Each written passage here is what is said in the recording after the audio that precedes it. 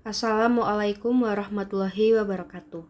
Perkenalkan, nama saya Isna Anggita dengan NIM 2309020035 dari Program Studi Sarjana Kesehatan Masyarakat.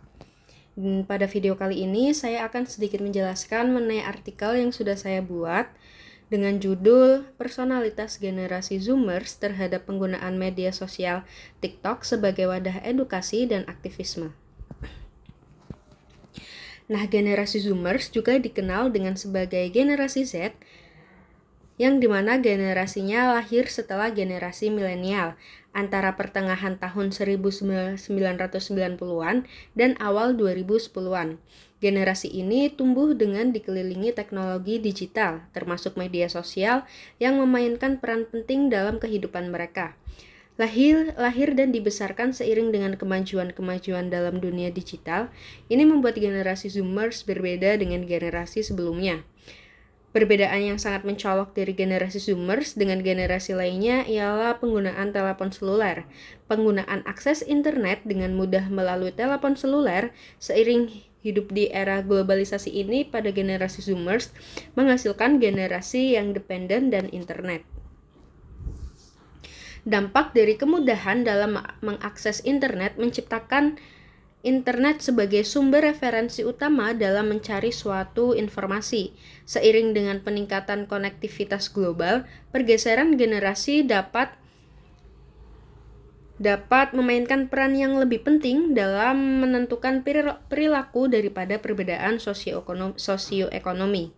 Kaum muda telah menjadi pengaruh yang kuat bagi orang-orang dari segala usia dan pendapatan, serta pada cara orang-orang tersebut mengonsumsi dan berhubungan dengan mereka. Menurut Francis dan Hoevel, penggunaan media sosial seperti Facebook, Twitter, Instagram, hingga TikTok dipenuhi oleh berbagai generasi. Jika Facebook lebih sering digunakan oleh generasi X, maka TikTok lah yang didominasi oleh generasi Zoomers. Nah, metode dalam penulisan artikel ini menggunakan studi kepustakaan. Proses dalam mencari referensi literatur untuk menulis artikel ini dengan cara mencari artikel atau jurnal resmi dari Google Scholar, portal Garuda, ResearchGate, dan bahkan rujukan elektronik lainnya seperti situs resmi TikTok. Pembatasan dalam pencarian pustaka difokuskan dengan mencari kata-kata kunci yang relevan dan paling sering muncul seperti media sosial dan generasi Zoomers. Nah, hasil dari pembahasan artikel ini yaitu media sosial mempunyai teknologi seluler dan berbasis web untuk menciptakan platform yang sangat interaktif di mana individu dan komunitas mampu berbagi, membuat bersama, mendiskusikan, dan memodifikasi konten yang dibuat pengguna. Pemanfaatan TikTok diidealkan dengan yang sudah ditafsirkan kutipan di atas. Banyaknya perkembangan aplikasi seperti aplikasi jaringan sosial, TikTok dapat menjadikan individu mengonsumsi media sosial lebih banyak dari sebelumnya. Namun, hal tersebut akankah menghasilkan dampak yang positif atau malah sebaliknya? Mari kita simak penjelasan berikut ini. Teknologi yang sangat berkembang dan kebutuhan manusia yang semakin tinggi menyebabkan media sosial terus berkembang pula dengan peminat yang ada. Hadirlah TikTok dengan keunikan dan karakteristiknya sendiri, yakni durasi video yang pendek, 15 atau 60 detik atau bahkan bisa beberapa menit, yang mampu membuat pengguna mengakses aplikasi tersebut secara berulang-ulang karena durasi ini yang seolah-olah menghipnotis pengguna dengan kesenangan yang instan. Pembawaan TikTok, yakni dengan iringan musik dan video, mampu membuat pengguna merasakan rasa senang yang bersifat adiktif dan menyebabkan pengguna terus menggulir konten-konten di dalam aplikasi tersebut. Edukasi dalam TikTok merupakan edukasi informal di mana ilmu-ilmu yang disajikan di dalam aplikasi ini bersifat umum ataupun spesifik tergantung konten apa yang disajikan oleh suatu pengguna. Salah satu contohnya penyajian edukasi dan aktivisme dalam TikTok adalah dengan penggunaan hashtag untuk menjalani suatu kampanye. Dilansir dari Berita 5, beberapa waktu lalu, lebih tepatnya pada bulan Oktober 2020, TikTok mengajak konten kreator untuk berbagi konten edukasi dalam kompetisi TikTok Pintar. Kompetisi ini berhadiah ratusan juta rupiah dan para kreator dibebaskan untuk memberikan konten apapun namun dalam tema di bidang edukasi. Entah itu dapat berupa pengetahuan umum, bisnis, fakta umum, tips and trik, bahasa asing, hingga iptek. Menurut laporan artikel yang dilansir oleh Deloitte Global Millennials, survei 2020 bahwa hampir 3/4 responden, yaitu 27.528 responden, keduanya generasi milenial dan generasi Zoomers dari 43 negara, mengatakan pandemi telah membuat mereka lebih bersimpati terhadap kebutuhan orang lain, dan bahkan mereka berniat mengambil tindakan untuk memberi dampak positif pada komunitas mereka. Hal ini dapat tercerminkan dari penggunaan tagar sama-sama belajar yang mendapatkan kurang lebih 20 juta tontonan oleh para pengguna. Survei tersebut juga mengungkapkan bahwa terlepas dari tantangan individu dan sumber kecemasan pribadi yang dihadapi, generasi milenial dan generasi Zoomers, mereka tetap fokus pada masalah sosial yang lebih besar dan lebih baik. Bagaimana dalam bidang aktivisme? Sebelumnya telah dijelaskan di pendahuluan bahwa generasi yang paling banyak menggunakan TikTok adalah generasi Zoomers dalam rentang umur kelahiran tahun 1995 hingga 2010. Pengaruh generasi Zoomers saat ini sangat penting dikarenakan adanya globalisasi dan penggunaan teknologi yang kuat. Ingatkah kalian dengan gerakan aktivisme Black Lives Matter dan protes kematian George Floyd pada bulan Mei 2020?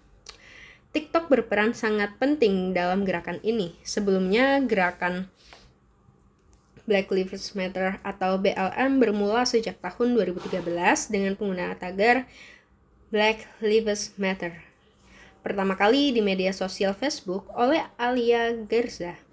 Garza menuliskan kontennya di Facebook pada tanggal 13 Juli 2013 karena geram atas pembebasan George Zimmerman, seorang kulit putih atas pembunuhan remaja kulit hitam yang tak bersenjata, yaitu Trayvon Martin. Dilansir dari situs web BLM, menjelaskan bahwa dengan memerangi dan melawan tindakan kekerasan ini dapat menciptakan ruang untuk imajinasi dan inovasi kulit hitam. Dalam memusatkan kegembiraan kulit hitam, warga kulit hitam memenangkan peningkatan langsung dalam hidupnya. Lalu apa yang dilakukan pengguna TikTok dalam gerakan aktivisme ini? TikTok memiliki peran penting dalam Black Lives Matter. Dengan mempopulerkan sebagai tren di halaman Discover atau halaman utama dengan tagar yang disaksikan lebih dari 23 miliar kali. Nah, di Indonesia sendiri penggunaan aktivisme digital terjadi saat beberapa tahun lalu, yakni cuitan tagar dari Twitter dengan tulisan reformasi di korupsi.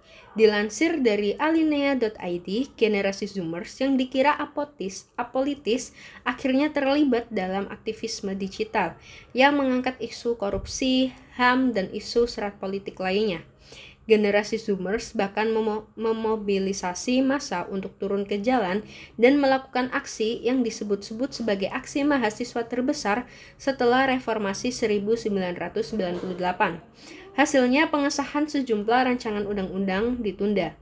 Adanya pandemi COVID-19, keterlibatan generasi Zoomers dalam aktivisme digital semakin tampak. Kebijakan belajar dari rumah meningkatkan penggunaan internet dan memberikan banyak waktu untuk beraktivitas di media sosial. Hal ini memperbesar kesempatan generasi Zoomers menjadi audiens atau bahkan partisipan sebuah aktivisme digital yang sedang berlangsung. Nah, bagaimana kesimpulannya? Kesimpulan dari artikel ini melalui kajian pustaka ini adalah penggunaan media sosial di bidang pendidikan memang menguntungkan. Akan tetapi, lebih banyak penelitian dan model lebih lanjut untuk penerapannya dalam kegiatan. Penggunaan media sosial tidak selalu berdampak negatif apabila memiliki tujuan positif seperti melakukan aktivisme dengan cara menyebarluaskan informasi atau mengumpulkan ilmu baru yang bersifat sengaja maupun tidak sengaja. Hasil studi ini menyatakan bahwa penggunaan media sosial TikTok oleh generasi Zoomers mampu mewujudkan suatu makna dan sense of self akibat dari interaksi sosial yang konstan sesama pengguna.